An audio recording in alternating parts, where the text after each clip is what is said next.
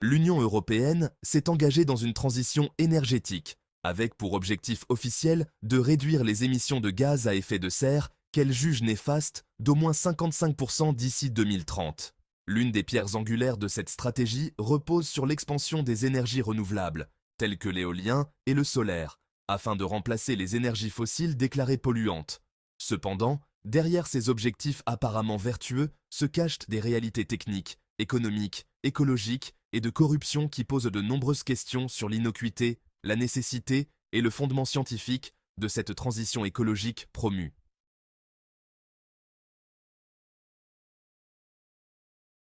Coût de production de l'électricité éolienne. Un investissement lourd. L'électricité éolienne est souvent présentée comme une alternative abordable et écologique. Pourtant, en réalité, elle est plus coûteuse à produire que l'électricité nucléaire. Le coût de production complet, incluant les coûts d'entretien et les systèmes de soutien pour compenser les périodes sans vent, est considérablement plus élevé que celui du nucléaire, surtout en France, où l'énergie nucléaire reste l'une des moins chères et les plus performantes. Cette contradiction soulève des questions sur la véritable rentabilité des énergies renouvelables. J'insiste sur le fait que l'Union européenne semble volontairement omettre de comparer le coût astronomique d'une éolienne avec celui du nucléaire. Un enfant, en apprenant les bases élémentaires de l'économie, pourrait immédiatement comprendre quelle est l'énergie la plus rentable.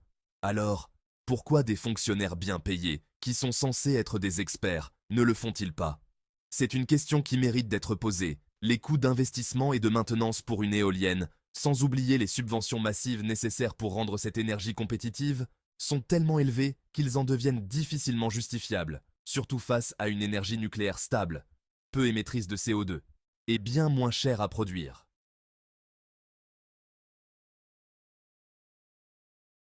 Le problème du recyclage des éoliennes.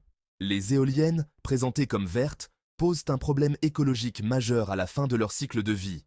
Les pales des éoliennes sont constituées de matériaux composites qui sont extrêmement difficiles à recycler.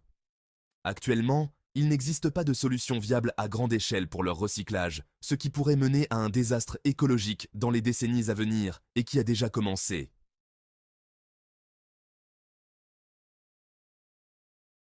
L'énergie nucléaire, plus propre que l'éolien. L'énergie nucléaire produit peu d'émissions de CO2 et assure une production continue, contrairement à l'éolien, qui dépend des conditions météorologiques. Bien que les déchets nucléaires soient une préoccupation, ils sont gérés dans des installations sécurisées. Comparativement, l'impact environnemental global de l'éolien, incluant sa construction, son entretien et son recyclage difficile, est plus important que celui du nucléaire à long terme. De plus, et c'est un aspect rarement évoqué, les éoliennes sont souvent équipées de petits moteurs diesel pour maintenir les pales en rotation lorsque le vent est insuffisant. Cette pratique permet de prévenir les dommages mécaniques, mais elle entraîne également une consommation d'énergie fossile directement liée au fonctionnement des éoliennes.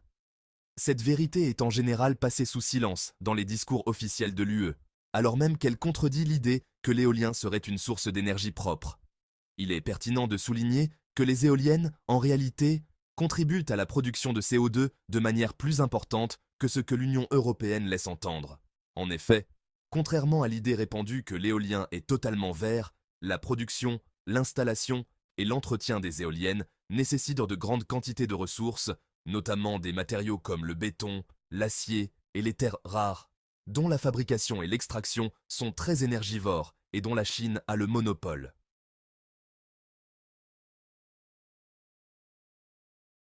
La dépendance au vent, un risque pour l'industrie.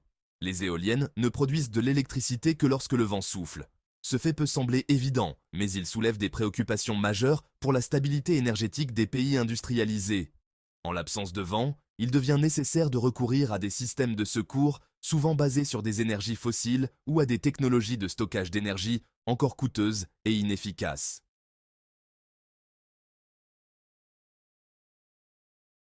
L'impact environnemental de la construction des éoliennes.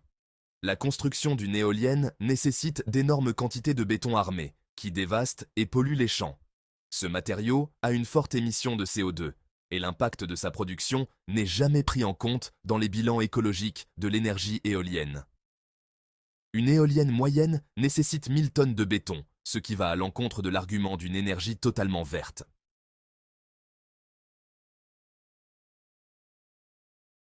Les personnes vivant à proximité des parcs éoliens rapportent des nuisances sonores insupportables.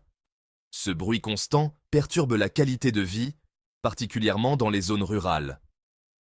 Cet aspect est souvent ignoré dans les débats sur la transition énergétique, mais il constitue une préoccupation croissante pour les résidents concernés. Le bruit constant a des effets négatifs importants sur la qualité de vie, la santé physique et la psychologie des individus. Voici pourquoi un bruit permanent peut être perturbant. 1. Perturbation du sommeil. Le bruit, même à faible intensité, peut perturber le sommeil, en particulier le sommeil profond, ce qui est essentiel pour la récupération physique et mentale. Un mauvais sommeil chronique peut entraîner de la fatigue, des troubles de la concentration et des changements d'humeur. L'exposition prolongée à des bruits continus, comme ceux générés par des éoliennes, est connue pour aggraver ces effets. 2. Stress et anxiété. Le bruit constant, même s'il n'est pas perçu comme excessivement fort, peut être une source continue de stress. Le système nerveux réagit au bruit de manière involontaire, ce qui peut augmenter les niveaux de cortisol, l'hormone du stress, et provoquer des états d'anxiété à long terme. Le fait de ne pas pouvoir échapper à ce bruit accentue cette perception. 3. Fatigue cognitive. L'exposition prolongée à des bruits de fond, comme ceux générés par des éoliennes, peut épuiser les ressources cognitives. Cela peut diminuer la capacité à se concentrer, à traiter des informations et à exécuter des tâches intellectuelles complexes.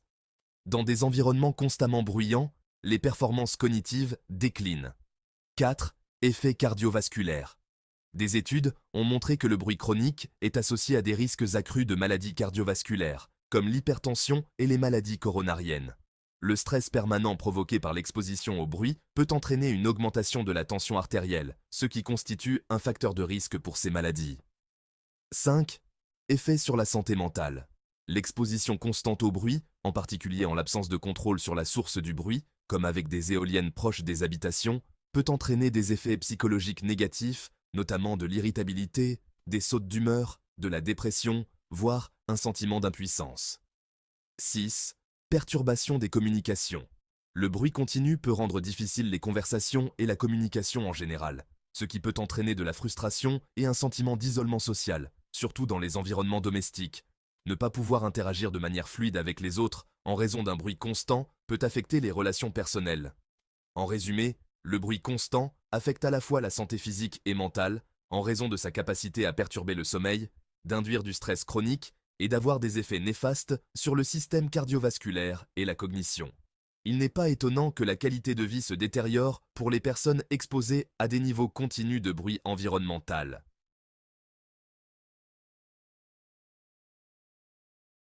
L'impact visuel des éoliennes est un sujet de débat récurrent, en particulier dans les zones rurales ou naturelles où elles sont souvent implantées. De plus en plus de critiques voient dans ces structures non seulement une nuisance pour le paysage, mais une sorte de symbole moderne d'imposition technocratique, au point que certains n'hésitent pas à les comparer à des croix gammées modernes pour souligner cette dimension autoritaire.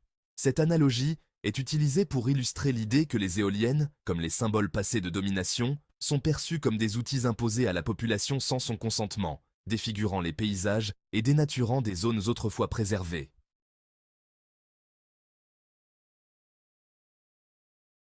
En France, EDF est légalement obligé d'acheter l'électricité produite par les éoliennes, même lorsque EDF n'en a pas besoin, et à un tarif supérieur à celui auquel l'entreprise pourrait produire elle-même cette énergie.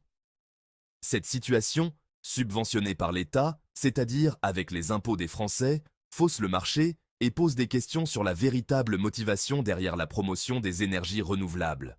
Sans ces subventions, l'énergie éolienne ne serait pas économiquement viable. Et c'est exactement cette énergie qu'EDF est obligé d'acheter qui augmente le prix de l'électricité pour les consommateurs. Non seulement chaque Français doit payer plus d'impôts, mais doit aussi payer son électricité plus chère. Encore une fois, à qui profite le crime? Où va tout cet argent détourné de l'intérêt public, apparemment en toute légalité?